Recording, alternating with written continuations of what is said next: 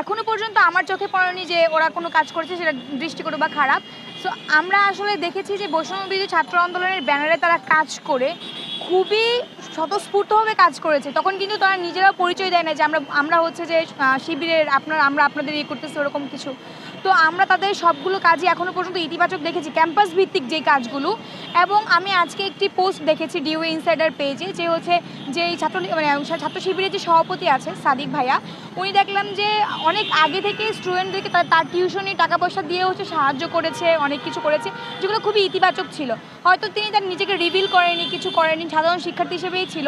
এখন যেহেতু উনি রিভিল করেছে, আশা করি যে উনি ওনার কার্যক্রমগুলো খুব ভালোভাবে চালাবে এবং ছাত্রদের পক্ষেই থাকবে, ছাত্রদের হয়ে কাজ করবে, কোনো অত্যাচার নিপীড়ন ওরা করবে না।